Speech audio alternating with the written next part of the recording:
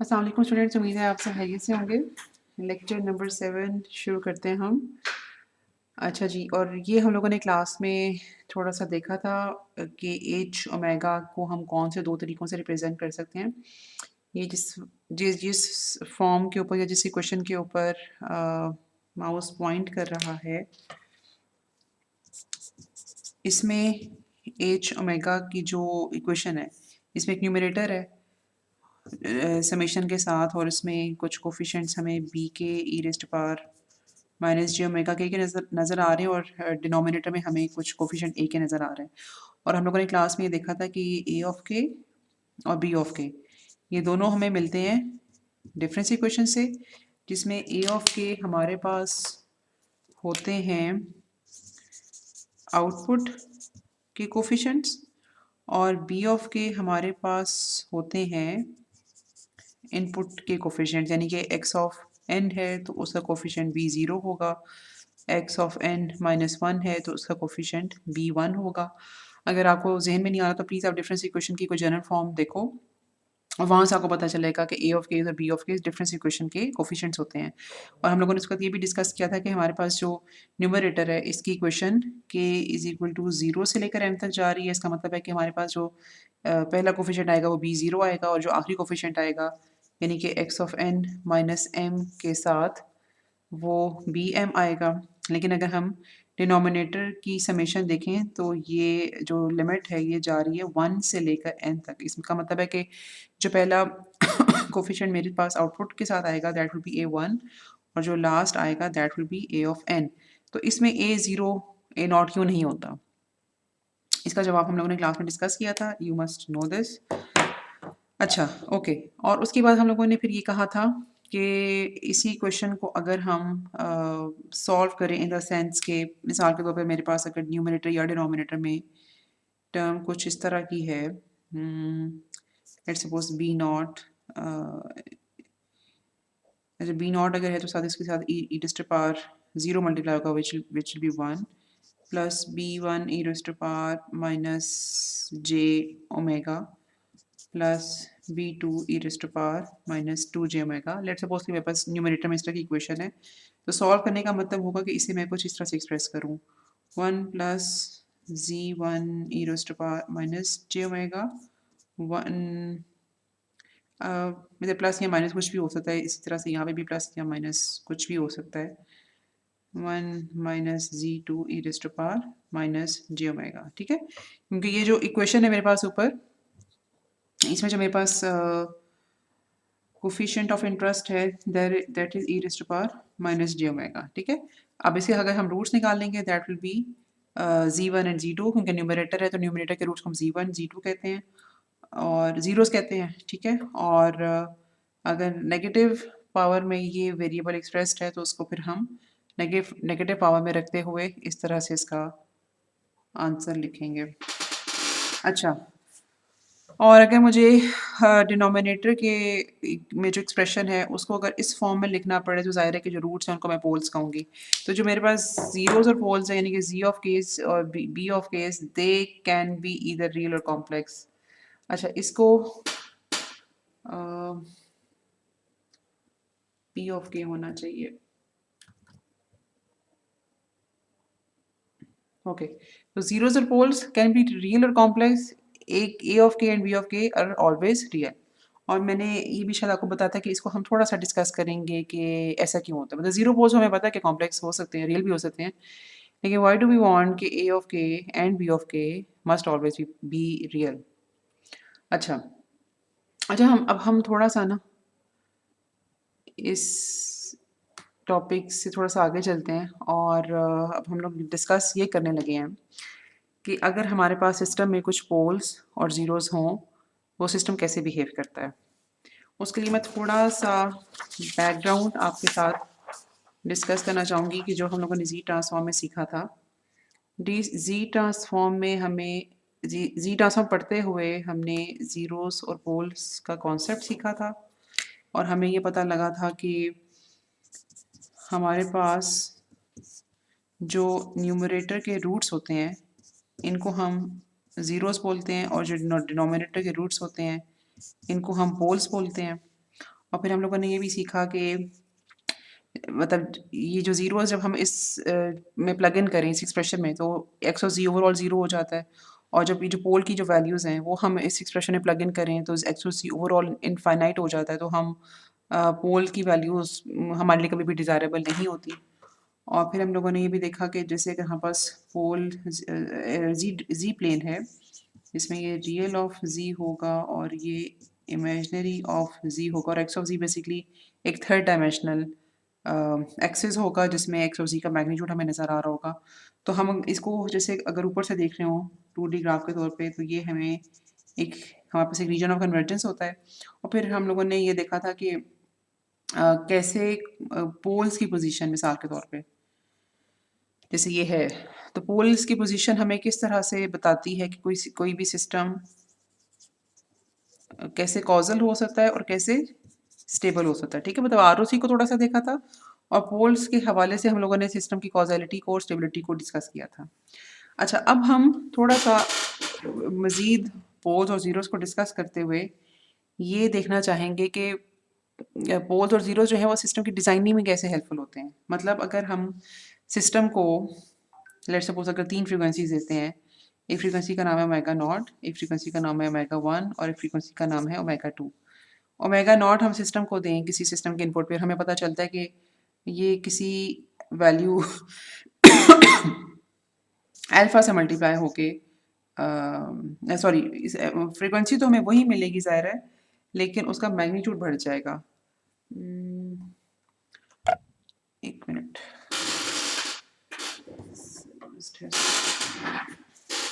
क्योंकि eigen function है ना, तो eigen function would appear eight output with the same frequency. ठीक है, तो फ्रीक्वेंसी ही रहती है, लेकिन जो ये सिग्नल है ना ये हमें किसी ग्रेटर देन 1 है लेट्स सपोज अल्फा, और उससे मल्टीप्लाई होके हमें आउटपुट मिलता है। अच्छा, फिर हम ओमेगा 1 देते हैं सिस्टम के इनपुट पे और हमें पता चलता है कि आउटपुट 0 हो गई है, हमें कोई आउटपुट नहीं मिली।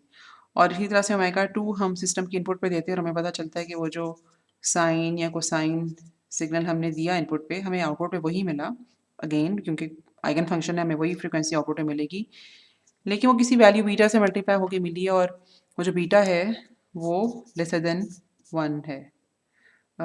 या इसको हम ऐसे कह सकते हैं। ठीक है, तो अगर ये सिचुएशन है तो ज़ाहिर है कि हमें वो थोड़ा सा अटेनुएट होके सिग्नल मिला है, और यहाँ पे हम कह सकते हैं कि अल्फ़ा इज़ ग्रेटर देन 1, तो हमें एम्पलीफाई होकर मिला है। अच्छा, अब ये कैसे डिटरमिन हम करते हैं, हमें कैसे पता चलता है कि किस फ्रीक्वेंसी के ऊपर सिस्टम कैसा बिहेव करेगा। हम इस चीज़ को समझने के लिए अगेन पोल्स और ज़ीरो से थोड़ी सी हेल्प लेंगे। पोल्स और ज़ीरो से हमें हेल्प आउट करेंगे ये समझने में कि कौन सी फ्रीक्वेंसी के ऊपर सिग्नल ने सॉरी सिस्टम ने कैसा बिहेव करना है। ठीक है, मतलब इस ओवरऑल इस टॉपिक का मकसद ये है। तो यहाँ से हम बात आगे लेके जाते हैं। अच्छा, अब यहाँ पे हमें जो ना बिल्कुल शुरू में ज़रा कॉम्प्लिकेटेड सी क्वेश्चंस नज़र आ रही हैं। ठीक है, ये मैं आपको बता देती हूँ कि क्वेश्चंस आई कहाँ से हैं। ये जो इक्वेशन जिसके ऊपर इस वक्त माउस है या कर्सर है, ये क्वेश्चन इस तरह से लिखी गई है कि अगर एच ऑफ ज़ी मेरे पास हो और एच ऑफ ज़ी लिखा जाए इस तरह से 1 माइनस ये ज़ीरोस और ये आ गया 1 into z raised to power 1, और ये मेरे पास आ गया डिनोमिनेटर के नहीं, यहाँ तो 1 नहीं होना चाहिए, k इज इक्वल टू 1 से n, इसलिए क्योंकि ये मैं प्रोडक्ट लिख रही हूँ 1 minus holes z raised to power -1। अच्छा, अब हमें पता है कि अगर हमारे पास ट्रांसफर फंक्शन हो तो उसको देखिए हम फ्रीक्वेंसी रिस्पांस कैसे लिखेंगे। Frequency response is H of omega, और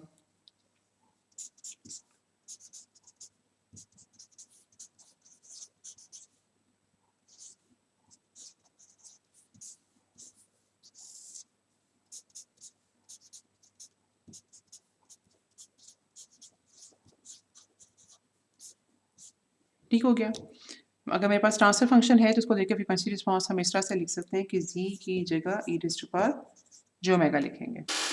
अच्छा, अगला स्टेप ये है कि E raised to power minus J omega M numerator से कॉमन लिया और E raised to power minus J omega N denominator से कॉमन लिया, और जब हम लोगों ने कॉमन ली तो ज़ाहिर है कि न्यूमरेटर भी सारा पॉजिटिव हो जाएगा, डिनोमिनेटर भी सारा पॉजिटिव हो जाएगा। मतलब E to the power J omega की जो पावर है, जो इस वक्त नेगेटिव में एक्सप्रेस्ड हमें नज़र आ रही है, वो ये वाले रिस्पेक्टिव कंपोनेंट्स कॉमन लेने से, यानी कि E to the power minus J omega M numerator में कॉमन लेने से, और E to the power minus J omega N denominator में कॉमन लेने से, न्यूमरेटर और डिनोमिनेटर रिस्पेक्टिवली पॉजिटिव पावर्स में एक्सप्रेस्ड नज़र आएंगे हमें। अच्छा, और ये जो हम लोगों ने यहाँ पे E to the power J omega M यहाँ पे कॉमन लिया होगा और E to the power minus J omega यहाँ पे कॉमन लिया होगा, उसको हम इकट्ठा करके कुछ लिख सकते हैं इस तरह से,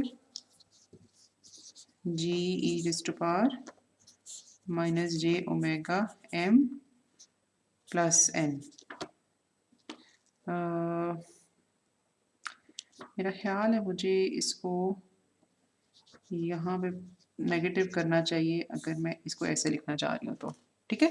और ऊपर मेरे पास जो टर्म आएगी that would be K is equal to 1 से लेकर m तक E raised to power J omega minus ji of के, और डिनोमिनेटर में के इज इक्वल टू 1 से n e raised to power J omega minus p of k. थोड़ा सा मैथ इन्वॉल्व है लेकिन ये मुश्किल बिल्कुल भी नहीं है।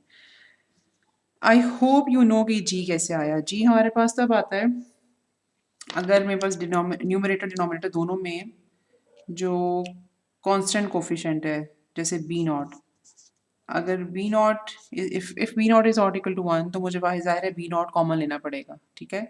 और सिमिलरली न्यूमरेटर में भी मेरे पास अगर कोई इस तरह की सूरत हाल है कि if a nought is not equal to 1 तो मुझे ए नॉट भी कॉमन लेना पड़ेगा, तो ताकि मेरे पास जो बाकी लेफ्ट ओवर कोफिशिएंट्स बचें वो नॉर्मलाइज्ड फॉर्म में होंगे अब, ठीक है, और उनकी फिर उनके रूट्स निकालना फिर अब आसान होगा। तो b nought by a nought जो है ना that is equal to g. अच्छा, ये एक चीज़ छोटी सी ये मैं आपको बता दूं, आपको देख के भी समझ आनी चाहिए कि जी की वैल्यू यूनिटी हो या नॉन यूनिटी हो, पोल जीरो प्लॉट में फ़र्क नहीं पड़ता, ठीक है। पोल जीरो प्लॉट वही रहेगा, जी सिर्फ जो है ना उसका मतलब जैसे एम्पलीट्यूड को ओवरऑल बढ़ा देगा। एच ऑफ ओमेगा को अगर हम देखें तो उसका मैग्नीट्यूड तो वहाँ पे हमें डिफरेंस नज़र आएगा, मतलब जी अगर नॉन यूनिटी हो या यूनिटी हो। अच्छा, प्लीज़ मेक श्योर कि आपको पॉइंट समझ आए, नहीं तो do remember to ask me this thing in class. अच्छा, ओके, अब हम ज़रा ये देखते हैं कि हमारे पास यहाँ पे ना m such factors are there in numerator and n such factors are there in denominator। अब हम ज़रा न्यूमरेटर का एक फैक्टर उठाते हैं। लेट्स सपोज हम कहते हैं कि e raised to power j omega minus z of k। अब e raised to power j omega is a complex number, ठीक है। it has a magnitude r which is equal to 1 and then it has a phase which is equal to omega, और z of k can be real can be complex. अगर ये real है तो ये कहीं इस लाइन पे कहीं पे प्लॉट होगा, ठीक है। मतलब आप ये लाइन लगाने का मकसद इसको ये नहीं कि लिमिट होगा यहाँ पे, समवेयर ऑन दिस लाइन, ठीक है। इधर it can be zero, it can be positive और नेगेटिव, और अगर ये कॉम्प्लेक्स होगा तो इसकी पोजीशन कहीं पे भी हो सकती है, ठीक है। अच्छा, लेकिन इन एनी केस अगर ये रियल भी है या ये कॉम्प्लेक्स भी है तो इसको मैं एक वेक्टर के साथ रिप्रेजेंट कर सकती हूँ। जैसे कि अगर ये रियल है तो ये वेक्टर के साथ इस तरह से रिप्रेजेंट होगा, अगर ये कॉम्प्लेक्स है तो ये वेक्टर के साथ इस तरह से रिप्रेजेंट होगा। इन बोथ केसेस जो वेक्टर की लेंथ है वो इसके मैग्नीट्यूड को रिप्रेजेंट करेगी, और जो वेक्टर का एंगल बनेगा विद पॉजिटिव रियल एक्सिस वो इसके फेस को शो करेगा। तो एज वी सी कि अगर ये रियल हो, रियल एक्सिस के ऊपर ये ज़ीरो लोकेटेड हो, तो इसकी जो पोजीशन होती है रियल एक्सिस के ऊपर वेक्टर की लेंथ भी उतनी होगी, और चूंकि ये कॉम्प्लेक्स नंबर नहीं है तो इस एरो का यहाँ पर लाई करने का मतलब है कि इसका कोई एंगल नहीं होगा। तो इसको मतलब ये बहुत सक्सेसफुली हम इसको रिप्रेजेंट कर सकते हैं एक वेक्टर के साथ। अच्छा, तो हमारे पास E raise to power J omega, अब ओमेगा को हम थोड़ी सी देर में डिस्कस करते हैं कि ओमेगा क्या होगा, लेकिन ओमेगा को बेसिकली हम एक वेरिएबल कंसिडर करेंगे और इसकी वैल्यू वेरी करेंगे हम 0 से लेकर पाई तक, ठीक है। तो जिस वक्त ओमेगा की वैल्यू 0 होगी उस वक्त अगर ये लेट्स सपोज एक यूनिट सर्कल है और ये इसका जो मैग्नीट्यूड है दैट इज़ 1, सॉरी रेडियस 1।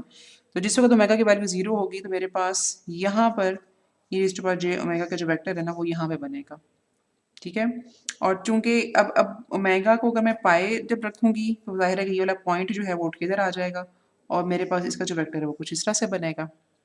लेकिन या दोनों में सूरतों में या मतलब ओमेगा इज इक्वल टू 0 से लेकर ओमेगा इज इक्वल टू पाई, इस दौरान ये जितने भी पॉइंट्स कवर करेगा हमेशा इसका जो चूंकि मैग्नीट्यूड 1 रहेगा तो this point will always remain on upper half of this circle, ठीक है। विल सी लेटर कि रेशियो जियोमेट्रिक एक्चुअली है क्या। और जी ऑफ के जो है because it is a zero at some particular fix location, तो ज़ीरो की पोजीशन चेंज नहीं होगी, ज़ीरो जहाँ पे भी है वो वहीं पे रहेगा। अच्छा, तो इस वाली बात को फर्दर डिस्कस करने से पहले हम थोड़ा सा और देख लें। E raised by j omega is a complex number. It has magnitude equal to 1 and it has some phase which will be represented by omega. Z of k is a real or complex number, but still both of them can be represented by vectors, ठीक है। तो हम इसको इसका जो इसका result है उसको हम कह सकते हैं कि इट इज़ इक्वल टू डब्ल्यू के ओमेगा और e raised to power j ये अपर केस थीटा ऑफ के है। अब इन दोनों को जरा बारी बारी हम देख लेते हैं कि इसका क्या मतलब है। ये वाला जो मेरे पास एक फैक्टर है, ये टर्म है, पहले तो मैं देख लेती हूँ ना कि ये किसके बराबर है, ठीक है। ये इसका जो मैग्नीट्यूड है ना वो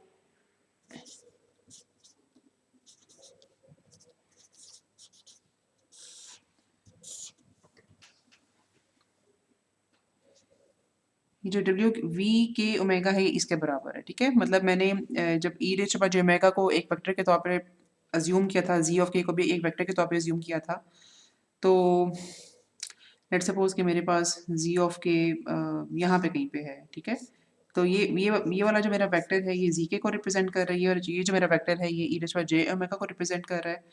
तो अब मुझे हेड टू टेल रूल लगाकर बेसिकली इस वेक्टर में से ये वाला वेक्टर सब्ट्रैक्ट करना है। तो अब जो रिजल्टेंट वेक्टर होगा समवेयर ओवर है, ठीक है।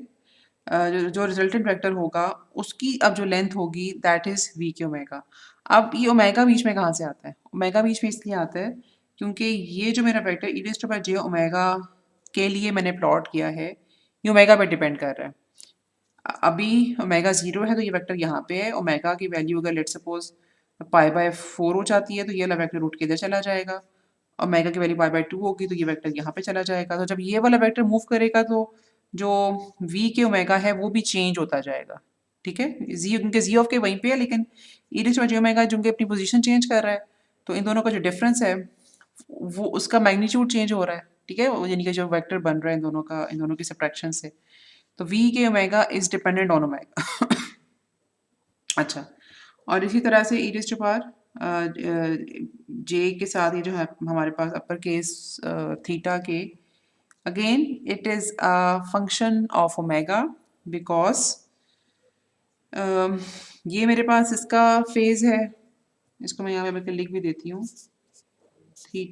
अपर case theta omega is basically difference in angle of E raise to power J omega, angle of G of के, और इन दोनों का जो डिफरेंस है that is equal to upper case theta K. E raise to power J omega का मेरे पास जो एंगल है इस वक्त तो है 0 है, और इस थीटा सॉरी जी के का जो एंगल है जो भी बनता है उन दोनों का जो डिफरेंस होगा that will be equal to upper case theta के। और चूंकि since it is also a function of omega तो इसलिए हमें इसको वेरिएबल रखना पड़ता है ओमेगा के लिहाज से। अच्छा, ये मैंने एक न्यूमरेटर की टर्म लेकर जो है ना उसको एक्सप्लेन किया, और इसी तरह से अगर मैं डिनोमिनेटर की टर्म लूँ जो कि e raise to power J omega minus p k है तो उसको भी मैं बिल्कुल इसी तरीके से u ऑफ के ओमेगा और e raise to power j phi k omega की टर्म्स में रिप्रेजेंट कर सकती हूँ। u की ओमेगा इन दोनों वेक्टर्स का डिफरेंस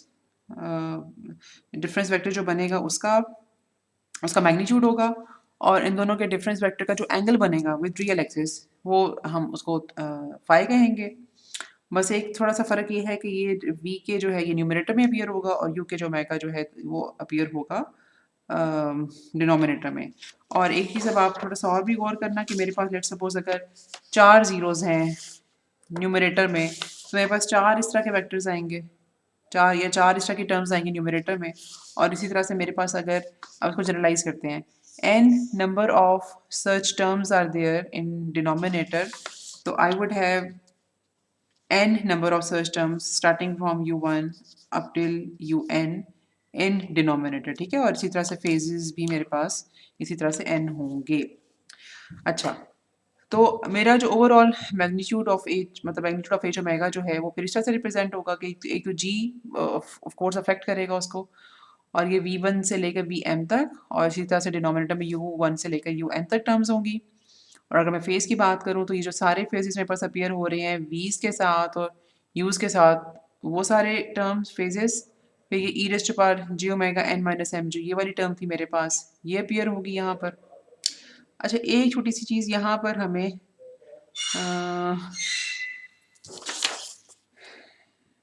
अच्छा ठीक है, नहीं ये इससे मैच कर रहे हैं, मेरे यहाँ तक ये डिफरेंट है।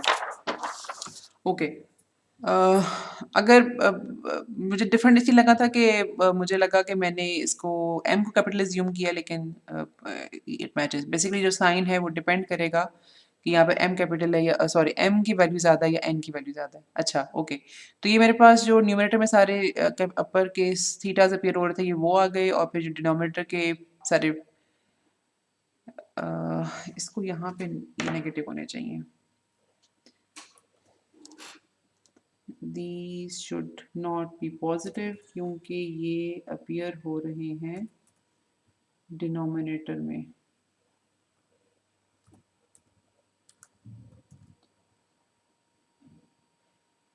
अच्छा ओके, और ये मेरे पास w sorry omega n minus m ये मेरे पास यहाँ से आया। और अच्छा, एंगल ऑफ g क्या होगा? g तो आपके पास गेन है, इसका एंगल कहाँ से आया? अब इसका एंगल इस तरह से आया कि अगर मेरे पास g मिसाल के तौर पे नेगेटिव हो, ठीक है, जी नेगेटिव हो सकता है ना, तो अब हम जब मैग्नीट्यूड करेंगे तो मैग्नीट्यूड में तो जी वुड अपीयर लाइक दिस, तो उसका नेगेटिव साइन तो कहीं पे जाएगा ही नहीं, तो नेगेटिव साइन को हमें कहीं ना कहीं रिफ्लेक्ट तो करना पड़ेगा। तो एक चीज़ जो कि आप गौर करोगे कि हम नेगेटिव जी को बेसिकली लिख सकते हैं G E raised to power J pi. इसे हम क्यों लिख सकते हैं? क्योंकि E raised to power J pi is basically equivalent to cos pi plus J sine pi, which is again equal to -1 plus j of 0 is equal to -1। तो आप ये नोट करो कि हम लोगों ने जो माइनस का साइन है उसको एंगल में रिफ्लेक्ट कर दिया। तो minus G is equal to G E पर जे पाए। अगर जी पॉजिटिव हो तो एंगल कुछ भी नहीं होता, और अगर जी नेगेटिव हो तो एंगल जो है वो फिर पाई पाई लिखा जाएगा। अच्छा ओके, अब अज्यूमिंग क्या कोई चीज़ समझ आ गई, अब हम थोड़ा सा आगे यहाँ से चलते हैं। और अब आप ये चीज़ देखो कि ये मेरे पास अब एक पोल ज़ीरो प्लॉट है, ठीक है, जिसमें ये वाली जो लाइन है ना, जो जिसको जिसको जी लिखा हुआ है, जिस पॉइंट के ऊपर जी लिखा हुआ है, तो ज़ीरो से लेकर जो ये वाला ये जो वाला जो वेक्टर है ये बेसिकली इस वक्त e raise to power J omega है, और जो ये वाला पॉइंट है ये एक ज़ीरो है, कॉम्प्लेक्स ज़ीरो।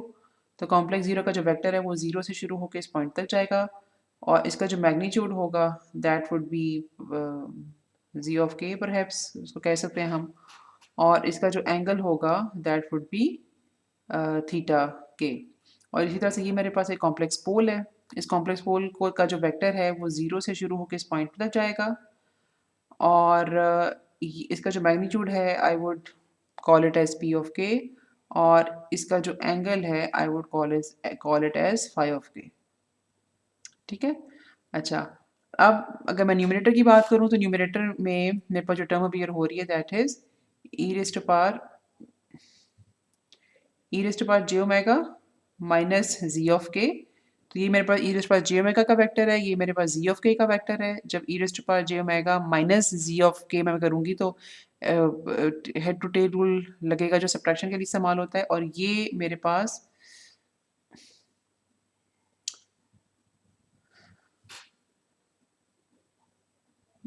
पास इसका जो है वो रिजल्टेंट वेक्टर आएगा, ठीक है। और इसका जो मैग्नीट्यूड होगा that will be v of के।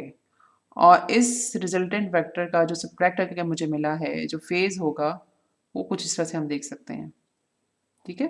जो ये वाला वेक्टर बनाएगा रियल एक्सिस के साथ। और इसी तरह से ये वाला वेक्टर मेरा पी के को रिप्रेजेंट कर रहा था। और अब मुझे ई रेस्ट पावर जे ओमेगा इस वेक्टर से पी के का वेक्टर सब्ट्रैक्ट करना है। तो मेरे पास हेड टू टेल रूल लगा के जो सब्ट्रैक्टेड वेक्टर मुझे मिलेगा वो ये वाला वेक्टर मिलेगा। इसका मैग्नीट्यूड होगा u ऑफ के और इसका जो फेज होगा वो फाई के रियल एक्सिस के साथ बन के जो मिलेगा।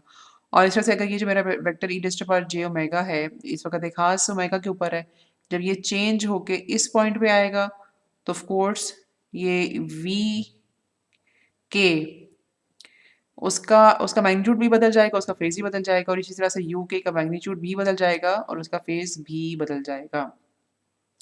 ये हम लोगों ने फिर अभी बड़ी डिटेल में देखा है कि वी के, यू के, थीटा के, फाई के ये सारे कौन से डिस्टेंसेस और कौन से एंगल्स हैं। ओके, अब हम ना थोड़ा सा इस चीज़ को समझने के लिए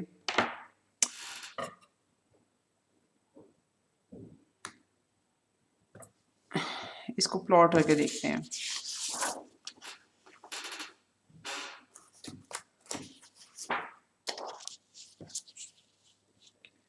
अच्छा जी, ये मेरे पास एक पोल ज़ीरो प्लॉट है और लेट्स सपोज कि मेरा ज़ीरो यहाँ पे करके कहीं पे है, ठीक है। और ई रेज़्ड टू पावर अच्छा okay, let me just right A over here. और हमें देखकर थोड़ा सा नज़र आ रहा है कि ए इज समवेयर बिटवीन 0.5 to 1, ठीक है, समवेयर यहाँ पर है। और ये है 1 की वैल्यू और ये -1। अच्छा, लेट्स सपोज कि मेरे पास हम इसको समझने के लिए ना हम ये भी अज्यूम कर सकते हैं कि लेट्स सपोज कि मेरे पास सिस्टम में सिर्फ एक ज़ीरो है which is at this point. System में ना तो अभी कोई और पोल है ना कोई और ज़ीरो है।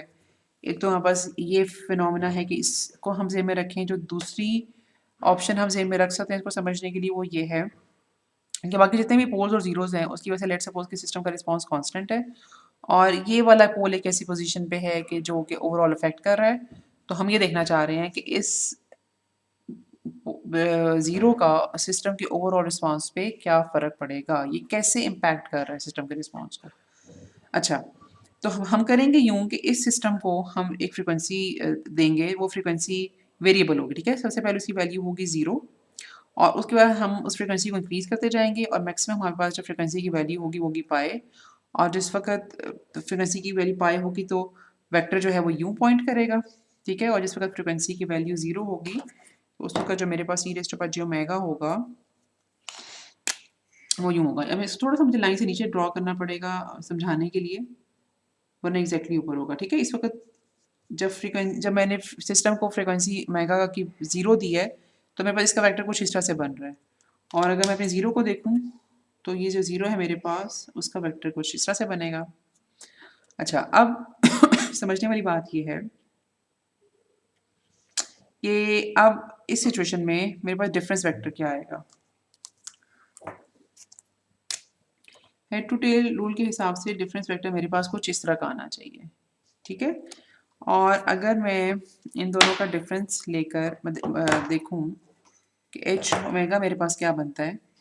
एच ओमेगा अगर आपको याद हो तो पिछली इक्वेशन में हम लोगों ने देखा था कि न्यूमरेटर में उसके v ऑफ केस थे, डिनोमिनेटर में u ऑफ केस थे, because we are assuming simplest possible case जहाँ मेरे पास सिर्फ एक जीरो है। तो there be only one term v1 omega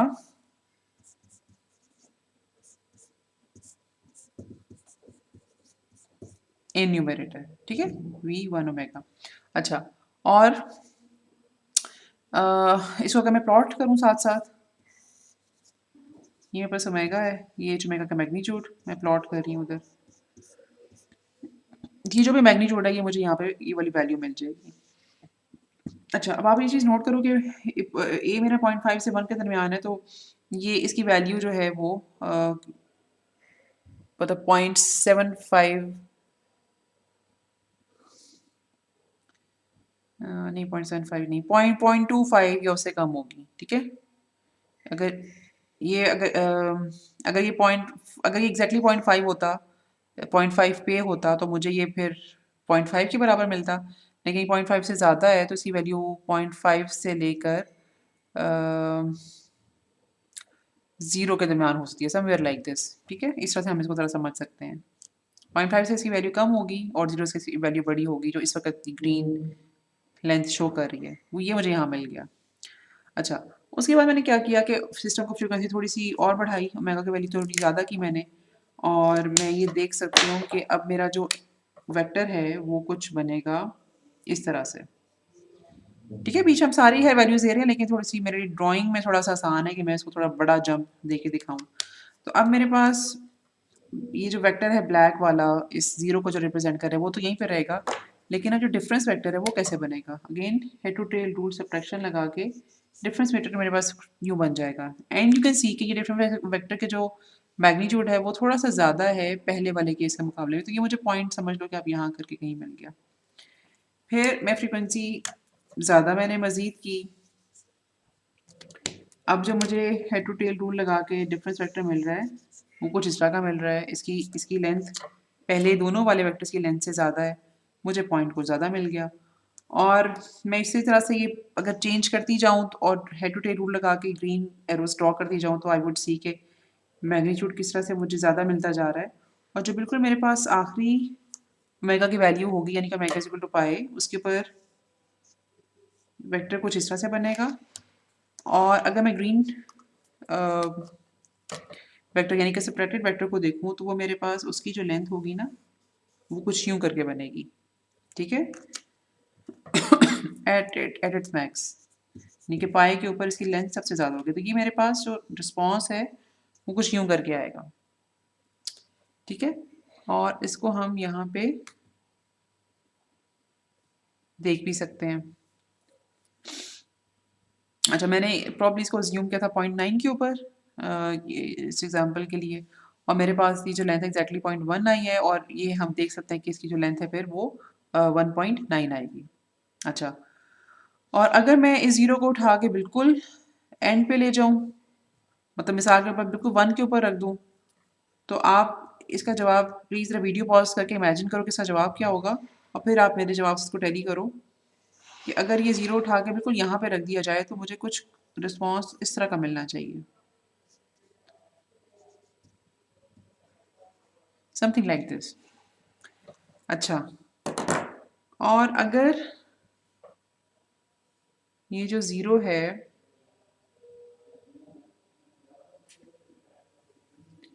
इसको उठा के हम z=0 के ऊपर रख दें, उसकी मैं थोड़ी सी पिक्टोरियल प्रेजेंटेशन आपको बता देती हूँ, इसकी प्रेजेंटेशन किस तरह से होगी।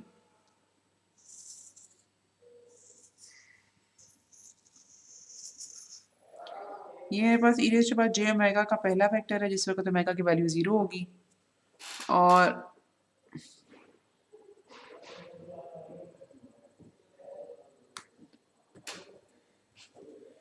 अगर मेरे पास यहाँ पे 0 है तो यू कैन सी कि इसका वेक्टर ऐसा एग्जिस्ट नहीं करेगा, या अगर करेगा भी तो उसका मैग्नीट्यूड 0 होगा। और अगर अब मैं दोनों का अगर डिफरेंस लूँ तो what that difference should be, that difference should be equal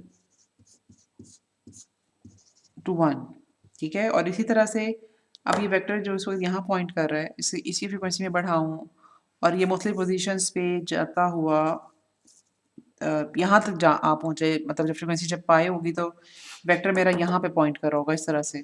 और आप नोट करोगे कि चूँकि इस ज़ीरो का अपना कोई वेक्टर नहीं है, तो मतलब इन दोनों का जो डिफरेंस है वो मुझे 1 ही मिलेगा till the point I reach पाई।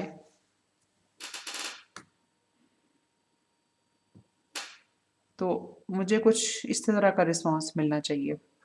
और इसी तरह से अगर मैं इस ज़ीरो को उठा के इस पॉइंट के करीब ले जाऊं, तो again please pause this video over here और आप इसका रिस्पॉन्स प्लॉट करके देखो and your response should match this plot. ठीक है, मैंने चूँकि इसको बिल्कुल ही ज़ीरो के ऊपर मतलब -1 के ऊपर रखा है, नॉट ज़ीरो के ऊपर, -1 के ऊपर रखा है, तो मुझे यहाँ पे 2 मिल रहा है। ठीक है, और पाई के ऊपर मुझे ज़ीरो मिल रहा है। प्लीज़ सी कि आपको ये चीज़ जो है वो समझ आए।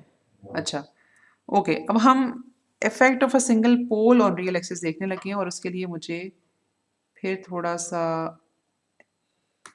इसका जो है ना कंसिडर करना पड़ेगा।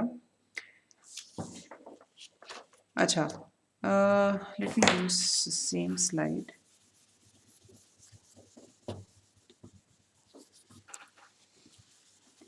ये मिसाल के तौर पर मेरे पास एक पोल ज़ीरो प्लॉट है और हम बात कर रहे हैं एक सिंगल पोल की, और लेट्स सपोज कि वो जो पोल है मेरे पास वो सिचुएटेड है यहाँ पे very close to 1, for example at point 9 but not exactly at 1। ठीक है, तो मेरे पास इस पोल का जो वेक्टर बनेगा वो समथिंग लाइक दिस होगा। ठीक है, और मेरे पास जो इरेश j ओमेगा का वेक्टर बनेगा, let me draw it somewhere over near तक, थोड़ा नीचे मैं प्लॉट करूँ ताकि वो दोनों में डिफरेंस नज़र आ जाए हमें। ओमेगा की वैल्यू इस वक्त 0 है। अच्छा, अब इन दोनों का जो डिफरेंस है, बिकॉज उसने डिनोमिनेटर में अपीयर होना है, तो डिनोमिनेटर में अपनी आसानी के लिए मैं थोड़ा सा इस तरह से आपको समझा देती हूँ कि मेरे पास कोई इस तरह की टर्म जो है वो अपीयर होगी। ठीक है, and while plotting it on magnitude axis I should get a big value। ठीक है, अच्छा, अब इरेज जो ओमेगा थोड़ा सा आगे गया, और अच्छा ये पहले हम ये प्लॉट कर लेना, ये हमें मिला था एक छोटा सा वेक्टर दोनों के डिफरेंस के तौर पे, और अब हमें जो डिफरेंस वेक्टर मिला है वो कुछ इस तरह का मिला है। इसने चूंकि डिनोमिनेटर में अपीयर होना है, अब मुझे ये थोड़ी छोटी वैल्यू मिलेगी, और इसी तरह से मज़ीद आगे छोटी वैल्यू मिलेगी। जो मेरे पास बिल्कुल लास्ट वेक्टर बनेगा ई रेज़ पावर जे ओमेगा का, वो कुछ इस तरह से बनेगा। अगर मैं डिफरेंस वेक्टर को देखूँ वो मैं नीचे प्लॉट करूँगी, डिफरेंस वेक्टर मेरे पास इस तरह से बनेगा, डिनोमिनेटर में अपीयर होगा तो ये बहुत छोटी वैल्यू देगा, और मुझे कुछ इस तरह से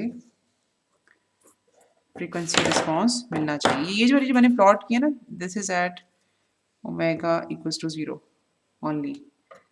अच्छा, ओके, तो this is what I should get. अच्छा, फिर इसी तरह से हम लोगों ने जब पोल के हवाले से पढ़ा तो अच्छा वो मैंने इसको इरेज कर दिया, लेकिन पोल को जिस वक्त आप सेंटर में रखते हो तो इस पोल की वजह से कोई भी वेक्टर नहीं बन पाता, या अगर कोई वेक्टर बनेगा तो उसका मैग्नीट्यूड 0 होगा। तो आप जिस वक्त ई पावर जे ओमेगा यानी कि ये वाला वेक्टर प्लॉट करोगे, उसमें से एक 0 मैग्नीट्यूड सब्ट्रैक्ट करोगे तो of course you will get 1। तो हमें कुछ इस तरह का मैग्नीट्यूड रिस्पॉन्स मिलेगा जिस वक्त पोल की वैल्यू 0 होगी। अच्छा, अगर आपको याद हो, I should stop hair and remind you something, कि हम लोग हमेशा कहते हैं कि जो ज़ीरो के ऊपर पोल्स और ज़ीरोज़ पड़े होते हैं, z इक्वल टू 0 के ऊपर जो पोल्स और ज़ीरोज़ पड़े होते हैं, they are non trivial, they do not play any role in system designing. अच्छा, ये आप लोगों ने भी देख भी लिया कि ज़ीरो के ऊपर जो पोल या ज़ीरो पड़ा होगा, सिचुएटेड होगा, वो थ्रू आउट उसकी वजह से जो मैग्नीट्यूड रिस्पॉन्स है वो 1 होगा। मतलब अगर किसी और कोई और पोल्स और ज़ीरोज़ इसमें हैं, तो और उनकी वजह से कुछ वेरिएशन आ रही है, तो वो variation will simply get multiplied with 1। ठीक है, तो इन पोल या ज़ीरोज़ का होना या ना होना बराबर है। मैं शायद आपको बताता कि ये रूट लोकस की वजह से हम इनको अज्यूम करते हैं, कंसिडर करते हैं। अच्छा, और फाइनली अगर इस पोल को मैं -1 के खासा करीब ले जाऊँ, तो मेरे पास ये रिस्पॉन्स कुछ इस तरह का आएगा, you must plot vectors and then you should verify कि ये रिस्पॉन्स हमें मिलता है। अच्छा, तो अब हम ज़रा पीछे जाते हैं। हम लोगों ने ये देखा कि कि ज़ीरोज़ अगर हमारे पास 1 के करीब हों तो हमारा सिस्टम कैसे बिहेव करता है, वो सिस्टम बेसिकली एक हाई पास फ़िल्टर के तौर पे एक्ट करेगा। जो फ्रीक्वेंसीज़ थोड़े हायर साइड पे हैं वो उनको ज़्यादा आसानी से पास करेगा। अगर ज़ीरो जो है वो ज़ = 0 के ऊपर हो तो सिस्टम को इम्पैक्ट नहीं करता। और अगर ज़ीरो बिल्कुल मैं 1 सॉरी यहाँ -1 के ऊपर रख दूँ तो -1 पे रखने का मतलब ये है कि पाई बिल्कुल एलिमिनेट हो जाएगा। इसी तरह से अगर ये ज़ीरो मैं उठा के 1 के ऊपर रखती तो मेरे पास डीसी कंपोनेंट बिल्कुल एलिमिनेट हो जाता, क्योंकि ज़ीरो जो होते हैं सिस्टम के वो उनमें एक गुंजाइश होती है कि हम उनको 1 के ऊपर या -1 के ऊपर रख दें। पोल्स में हमारे पास ये गुंजाइश नहीं होती। उसकी वजह भी हम देखते हैं कि क्यों ऐसा है। इसी तरह से अगर मैं पोल 1 के बहुत करीब रखूँ, 1 पे नहीं मैं रख सकती, 1 के बहुत करीब रखूँ तो मेरे पास एक लो पास फ़िल्टर की तरह का सिस्टम बनता है। और पोल को ज़ = 0 के ऊपर रखूँ तो वो ऐसा सिस्टम जो है वो ऐसा पोल जो सिस्टम को इम्पैक्ट नहीं करता सिस्टम के परफॉर्मेंस को या उसके रिस्पॉन्स को। और पोल को -1 के करीब ले जाने का मतलब ये होता है कि हम हायर फ्रिक्वेंसीज़ को एम्प्लीफाई करके आउटपुट पे निकालेंगे। अच्छा, अब क्यों हम नहीं रख सकते 1 के ऊपर? क्योंकि अगर मैं इस पोल को उठा के 1 के ऊपर रख दूँगी तो उससे होगा यूँ कि ये जो मेरे पास डिफरेंस वेक्टर बनेगा ना, जब जिस वक़्त ओमेगा की वैल्यू 0 होगी, तो मेरे पास जो डिफरेंस वेक्टर बनेगा that will B of 0 magnitude. तो जब डिनोमिनेटर में 0 अपीयर होगा तो मैग्नीट्यूड जो इसका फ्रीक्वेंसी रिस्पॉन्स का मैग्नीट्यूड है दैट वुड बिकम इन्फिनिटी। तो वो सिस्टम अनस्टेबल हो जाएगा। तो इसलिए पोल को हम कभी भी 1 के ऊपर नहीं रखते अगर हम कॉजल सिस्टम्स की बात कर रहे हैं तो।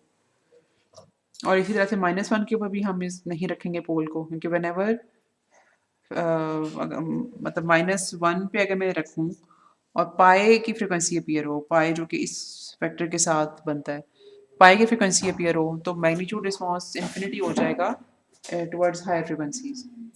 तो इसलिए हम पोल्स को कभी भी 1 और -1 के बराबर नहीं रखते, उनसे हम थोड़ा कम रखते हैं और ज़्यादा तो हम रख ही नहीं सकते, क्योंकि अगर हम पोल की वैल्यू को 1 से बड़ा रखेंगे, मिसाल के तौर पे इधर मैंने रख दिया ये -1.1 फॉर एग्जांपल, तो अब अगर ये कॉजल सिस्टम है तो उसका मतलब है कि उसका जो आरओसी होगा वो 1.1 से बड़ा होगा।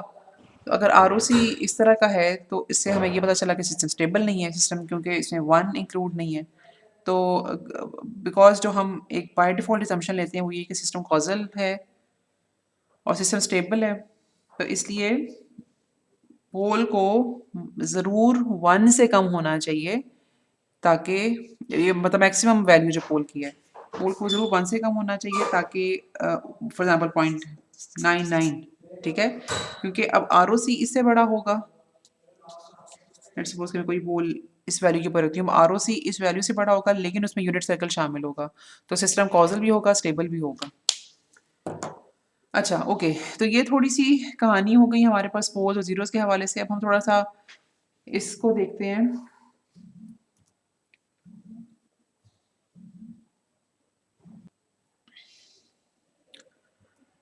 अच्छा, ये भी आपने थोड़ा-सा इसको अब देखने की कोशिश करनी है। अब हम लोगों ने करना यूँ है कि हमारे पास यहाँ पे ना 6 पोल ज़ीरो प्लॉट्स हैं और यहाँ पे हमारे पास 5 रिस्पॉन्सेज़ हैं। तो हम लोगों ने हर रिस्पॉन्स को किसी न किसी पोल ज़ीरो से प्लॉट से मैच करना है। मसलन ये वाला जो हमारे पास प्लॉट है सबसे पहले, इसको अगर हम इसकी कैरेक्टरिस्टिक्स को देखें तो ये 0 के ऊपर इसका ज़्यादा मैग्नीट्यूड है, ठीक है? और उसके बाद ये 0 हो रहा है। तो हम लोग अगर अपनी पुरानी स्लाइड्स को देखें तो हमारे पास कौन से ऐसे प्लॉट्स थे, ठीक है? एक हमारे पास वो सारे प्लॉट्स जिसमें 0 जो है सिस्टम का 0 वो 1 सॉरी -1 के ऊपर हो, ठीक है? इसको हम यहाँ पे कहीं पे प्लॉट कर लेते हैं ताकि हम नेक्स्ट स्लाइड्स में इसको जो है ना वो वेरीफाई कर सकें। अगर हमारे पास 0 यहाँ पे हो और पोल हमारे पास यहाँ पे हो, तो ऐसी सारी सिचुएशंस में सिस्टम एक sort of high pass system के तौर पे बिहेव करता है। और अगर हमारे पास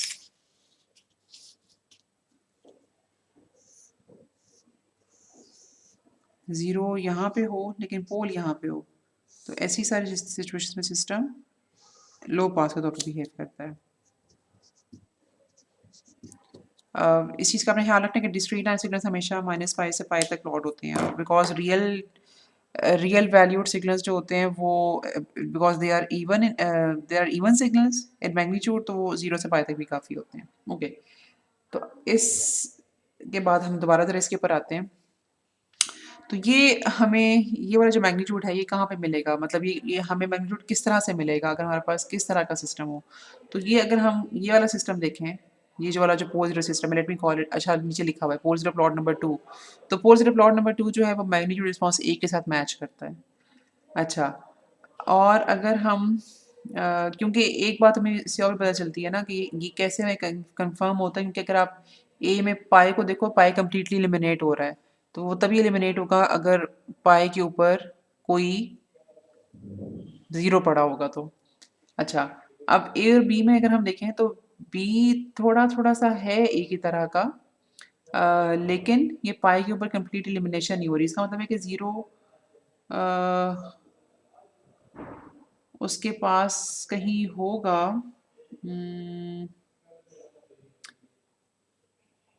लेकिन कंप्लीटली नहीं, मतलब उसे कंप्लीट एलिमिनेशन नहीं कर रहा। ठीक है, तो इसको हम कह सकते हैं कि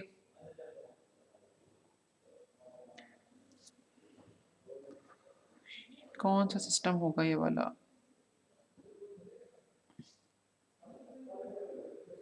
यहाँ पर सिस्टम 4 हो सकता है। ठीक है, सिस्टम 4, क्योंकि बेसिकली ये वाला जो पोल है इसमें, सिस्टम नंबर 4 में जो ये वाला पोल है, इसकी वजह से हमें लोअर साइड पे फ्रीक्वेंसीज थोड़ी सी हायर एम्पलीट्यूड के साथ मिल रही हैं और हायर फ्रीक्वेंसीज कम्प्लीटली एलिमिनेट नहीं हो रही, क्योंकि कोई ज़ीरो यहाँ पे नहीं पड़ा हुआ। ठीक है, तो पोल ज़ीरो प्लॉट नंबर 4 जो है that can be map to system number b. अच्छा, सिस्टम नंबर अगर हम सी को देखें तो ये π/4 और π/2 के दरमियान, समवेयर π/3 के दरमियान जो फ्रीक्वेंसीज हैं उसको ये ज़रा एम्पलीफाई कर रहा है। तो एम्पलीफिकेशन के लिए हम यूजुअली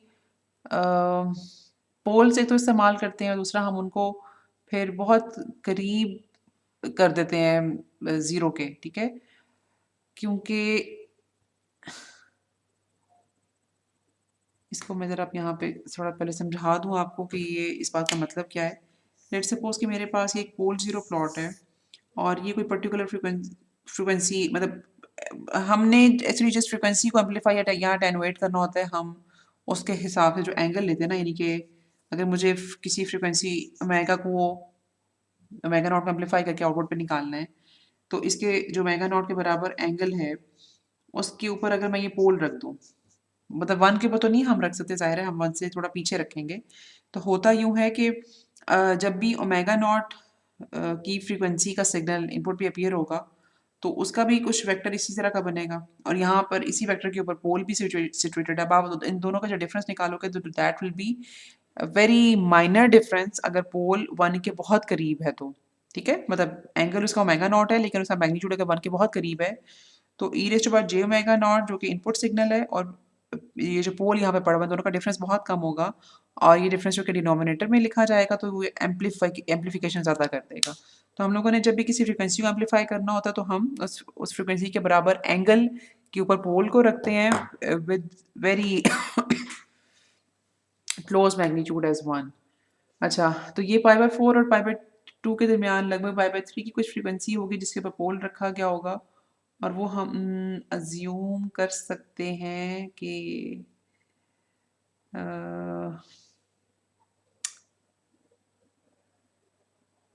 कुछ ये होना चाहिए आई गेस। मेरा अपना ज़्यादा π/3 शायद ये वाला एंगल होना चाहिए, लेकिन मुझे कन्फ्यूजन 5 और 1 में है, बट मुझे ज़्यादा चांसेस 1 के लग रहे हैं। ओके, क्योंकि यहाँ पे तो करके π/4 होगा ना, इस पॉइंट पे π/4 होगा तो ये π/4 से थोड़ा सा कम लग रहा है, तो ये मुझे π/3 लग रहा है, ये जो पोल ज़ीरो प्लॉट नंबर 1 है, तो it should be map to C. अगर मैं डी की बात करूँ तो डी सी कम्प्लीटली एलिमिनेट हो रहा है। इसका मतलब ये है कि डी सी कम्प्लीटली एलिमिनेशन का मतलब ये है कि कोई ज़ीरो पड़ा होगा at z is equal to 1। तो ओके, ये मेरे पास एक ऐसा पोल ज़ीरो प्लॉट नंबर 6 पे है जहाँ पे ज़ीरो मेरे पास z इज इक्वल टू 1 पे है। तो pole zero plot number 6 shall be map with d। और फाइनली ये मेरे पास एक ऐसा एम्पलीट्यूड रिस्पॉन्स है जिसमें जब पाई बाई 2 एम्पलीफाई होता नज़र आ रहा है। तो इन 6 सिग्नल में से जहाँ पे भी पोल्स मेरे पास पाई बाई 2 पे पड़े हैं, ये वाला, ये पोल्स मेरे पास पाई बाई 2 पे पड़े हैं, ठीक है। मतलब पाई बाई 2 का मतलब है कि इस रियल एक्सिस के साथ अगर मैं एंगल देखूँ, ये वाला एंगल जो पोल बना रहे हैं, तो वो पाई बाई 2 बनता है, ठीक है। तो ये जो पोल ज़ीरो प्लॉट नंबर 3 है, it shall be mapped with E. अच्छा, ओके, तो ये थोड़ी सी समरी है, इसको आप लोगों ने ज़रूर पढ़ना है कि कौन से एंगल्स पे हम ज़ीरोस को रखें तो क्या होता है, कौन से एंगल्स पे हम पोल्स को रखें तो क्या होता है, पोल्स का मैग्नीट्यूड कम ज़्यादा करने से क्या होता है, ज़ीरोस का मैग्नीट्यूड कम ज़्यादा करने से क्या होता है, और पोल्स और ज़ीरोस को हमें कॉम्प्लेक्स कॉन्जुगेट पेयर्स में क्यों रखना चाहिए। अच्छा, ये वाली बात this thing is not addressed, इसको हम इंशाल्लाह एड्रेस करेंगे और उसके बाद हम थोड़ा सा सिस्टम डिज़ाइनिंग की तरफ जाएंगे अगले पार्ट में। Thank you very much.